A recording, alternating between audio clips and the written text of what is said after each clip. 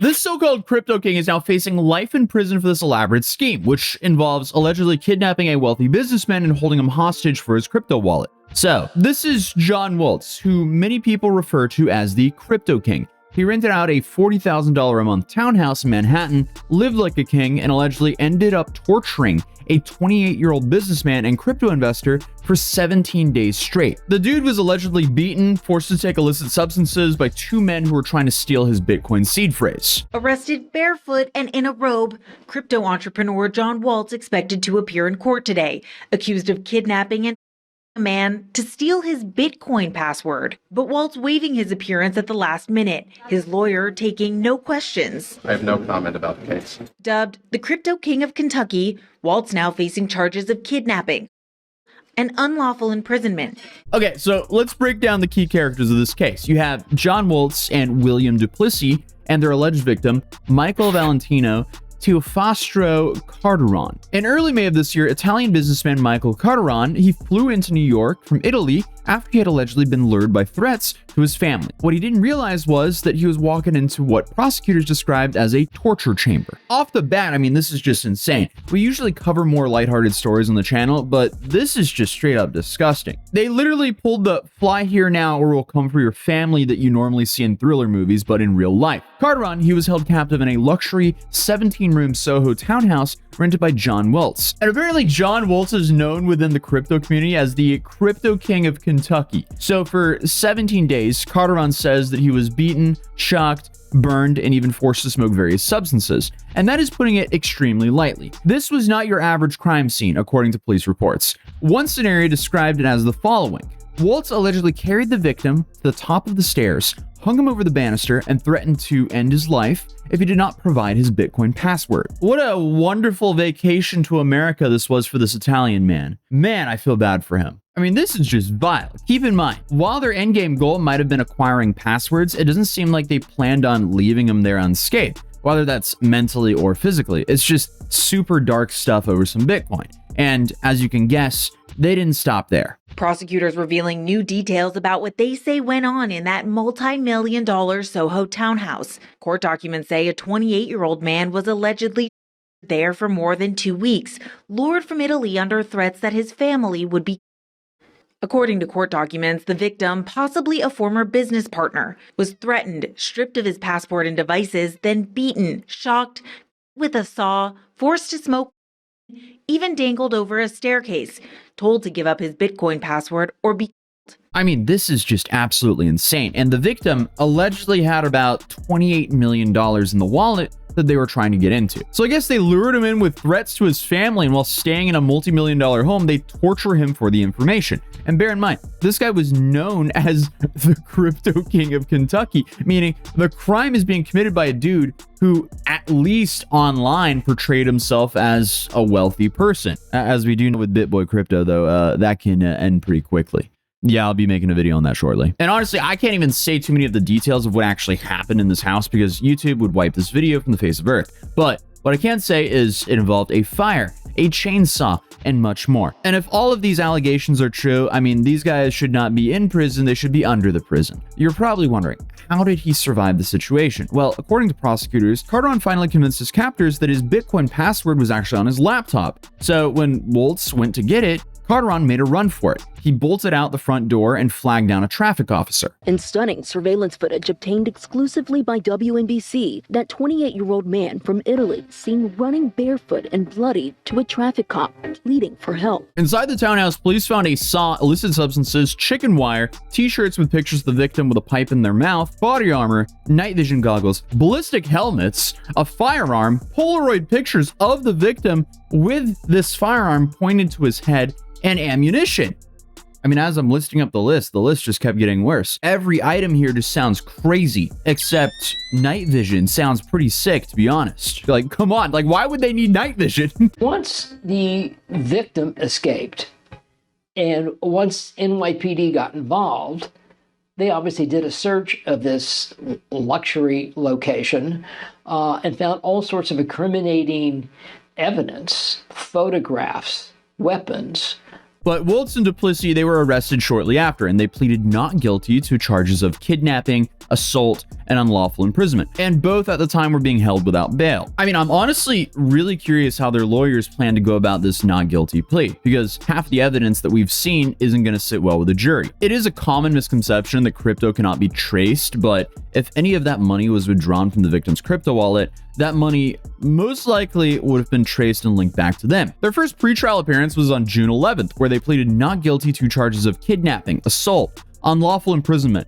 coercion, and criminal possession of a firearm. Their next appearance was on July 15th, where they appeared before a judge for less than 10 minutes before the trial was postponed, awaiting additional evidence. But our most recent update, being July 23rd, both Waltz and Williams were granted a $1 million bail package. These next clips come from the ex-user Lauren Conlon, who has gone to every court hearing and has stayed up to date with the whole situation. Apparently, the judge had this to say. The judge made sure to say that they will not accept crypto or Bitcoin as part of the bail payment. They must also wear electronic ankle monitors, surrender passports, and go through a security inspection every 72 hours. So, naturally, considering their not so guilty plea, their lawyers are trying to say this case isn't what it seems. Defense attorney Sam Tolkien, who represents Duplessis, said in court, the story that he is selling just doesn't make sense. The defense also says there's video of Carteron having a time of his life during the alleged captivity, alongside a video showing him at stores, church, clubs, and dinners. They even say there's footage of him at an eyeglass store showing him calmly smoking a cigarette on the street just before his escape. However, none of this footage is available for the public as of now. But so far, prosecutors are not buying it. Sarah Khan said victims of abuse are not always going to act in a way that we expect people to do. The prosecution is saying, no,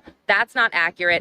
The victim here, there are text messages between John Waltz and his assistant, where his assistant's like, hey, can I take him here? Can I take him there? And asking permission for the victim to be able to go outside and things like that. And here's the thing. For Carteron to have managed to escape the way he did, he would have had to convince his kidnappers to walk into the other room. Honestly, I'm surprised if he was held there for that long that he managed to escape that easily. And the prosecution also said that John Waltz ordered the victim to be in a cage, and she said they found cattle prods and, like dog collars and obviously chainsaws. A lot of that has been reported, but the judge, Judge Caro, at one point, he said, wait a minute, you're not saying, and he said this to the prosecution, he said, you're not saying that the victim was cut with a running chainsaw, were you? And she's like, oh yeah, I'm saying that. And he's like, wait, didn't you show me a picture of that? And she's like, yes, I did. And he actually goes, well, that didn't even look like it broke the skin. And the prosecutor was like, well, they burned it to make the wound, to cauterize the wound. So it seemed like Judge Caro wasn't buying everything that the prosecution was saying. But it just seems like everything is very back and forth with this case, from the use of the chainsaw to the overall kidnapping itself. So you've got one side saying he was kidnapped and he had to escape. Then you have the other side saying, yeah, but look, here's footage of him running to the officer covered in blood. And that makes matters even more confusing. The feds searched John Waltz's house in Kentucky and essentially found a manifesto of some sort where it said that, they told people, or they were telling people they were government agents, and they were kind of obsessed with intelligence, and they wanted to take they were planning to take all of the crypto and the Bitcoin away from evil people that wanted to use it for terrorism. So they were targeting evil people or something like that. And it was all written in this manifesto. So now another part of their crypto kidnapping scheme was to essentially tell people that they worked for the government and that they're doing this for the greater good. Like, what is the story? It just doesn't make sense. The prosecutor said that if they told the victim if he didn't cooperate with them that he would be a terrorist, and there were text messages about this fantastical plan to steal all of his money, and they found different documents when they searched the place, and the documents were basically wanting the victim to fill out his Bitcoin and crypto information, and a document that said he was violating the Patriot Act. Really wild stuff. I mean, these guys are taking their roleplay to a whole new level, it seems. Not to make light of the situation, but I just can't picture dudes running after the guy with a chainsaw, trying to force him to sign a legal paper. Like they're LARPing Jason from Friday the 13th or something like that. Like the whole situation is just crazy. And then on top of that, there's this government LARP involved as well. You know, going back to some of the text messages, he's like, Your Honor, all the text messages between John Waltz and his assistant and William Duplessis about the victim, he's like, it's a joke. They even refer to him as Hog, this nickname they gave him because of his you-know-what size. So these text messages are totally taken out of context. Okay, that kind of seems like a typical response we see here on this channel a lot. Oh, that was taken out of context. Like, guys, you have a whole arsenal of torturing and kidnapping tools all within your apartment, and obviously the victim who ran out covered in blood. The situation does not look like a out of context moment. They also brought up the February alleged kidnapping involving John Waltz, you know, just to add to their case. And yeah, the judge was not convinced. So yeah, they will be out on bail as soon as they can get it all together. So the incident referenced here took place a few months prior in February. A Holiday Inn employee contacted Kentucky police after being approached by a distressed hotel guest. The woman, who primarily spoke German, showed the employee text messages from her son claiming that he was being held by armed individuals. Using an online translator, the employees interpreted one of the messages saying, "They don't want to let me go. Bitcoin. Need help. They are armed to the brim." The woman explained this was only her second time in the US, and that her son, who lives in Switzerland, was staying with friends named John and Kayla at a house in Birdsville Road and nearby Smithland. While she didn't specify who was holding him for ransom, the information was relayed to local authorities. A Patica dispatcher noted that Livingston County was already familiar with both the address and the individuals involved. Following the report, a Patica officer confirmed that the name, John Waltz, was being associated with that location. So we have multiple victims, text message evidence, physical evidence, and a history of a similar situation. Apparently, this has all been shown to a judge, but he's not fully buying it yet. Interesting. But I guess you never know. And obviously, the public has less information than the judge. So we kind of just have to wait and see what happens. Because, I mean, we've seen so many cases where the situation has done a complete 180. So honestly, I don't know if there's footage of him during those 17 days of torture out in public acting fine like nothing ever happened. So who knows? Maybe these guys have just completely miscued what hanging out with friends looks like. But alongside that, according to a family member, John Waltz isn't the villain. He's the victim. So the man accused of holding another guy hostage in his luxury Soho townhouse for over 2 weeks, torturing him with a chainsaw and forcing to smoke substances, all of this alleged, by the way, that guy, apparently, he is controlled to do so by other people. This unnamed relative told the New York Post that John is the kind, caring, and loving person. So I guess being allegedly controlled into allegedly kidnapping someone seems out of character for the crypto king here. The family member even claimed that Waltz was hijacked, manipulated, and scammed, and that someone stole his money as well. So according to them, the $100 million crypto boss is just a very rich puppet who somehow ended up ankle deep in one of the wildest crypto cases New York has ever seen. And if you're not already aware, this isn't just some one-off case, with crypto becoming so popular over the last decade to the point where literally everyone has heard of it. There's been this visual switch where crypto hacks used to basically always happen online, but now it's moving into the real world where people are showing up and literally taking them at gunpoint. Because now you have this extremely disturbing trend called crypto kidnappings, where criminals are ditching online methods and taking things into the real world. Crypto seems like the newfangled target for old-fashioned crime. Many people are turning to cryptocurrency. That's where the money is.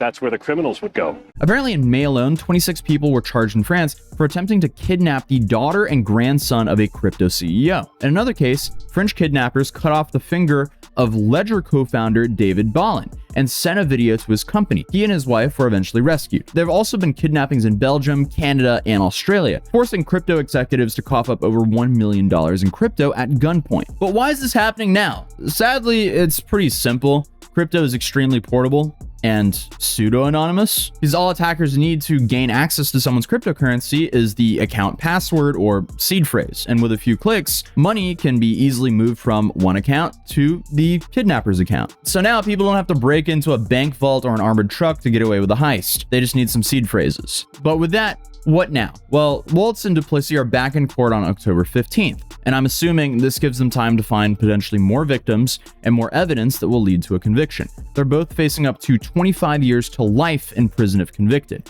A third person, Beatrice Fulci, who is actually John's assistant, she was also arrested and was initially charged with first-degree kidnapping and first-degree unlawful imprisonment. However, she has been released and they have chosen to not proceed with prosecuting her at this stage. So who knows, she might be a little bit more innocent here. Imagine if she was just hired off Craigslist to be some crypto assistant and she walks into this townhouse and she realizes, oh, this looks more like a Saw dungeon. Crazy. Well, I guess now I'm here, but who knows? Beatrice at least found herself right in the middle of this mess, and whether she was actually involved or just tagging along in the worst internship of her life, that's unclear as of right now. But the crypto community is getting rather paranoid, and rightfully so. Some companies are already working on kidnap and ransom insurance policies for crypto investors. In other words, if you're flaunting a hardware wallet and flexing on Instagram, you might want to rethink your security strategy as well as your life decisions. Honestly, this is not the place I thought we would get to with crypto, but because we're not just talking about cybercrime anymore, we're talking about real life torture to gain digital money. I'm not really that surprised. The fly's back. Dude, and he's freaking gone. So hey, if you have stashed away millions of dollars in crypto, stay safe out there. But other than that, this story of Akon receiving $6 billion in government contracts to build a city, and he built a half-finished house, is a pretty crazy story on how that happened. But he still thinks the project is still ongoing, and apparently people are just making a smear campaign over him and that his city, it'll be built one day. So you should watch that video, but subscribe if you're new, drop a like on this video, and I'll see you in the next one. Peace.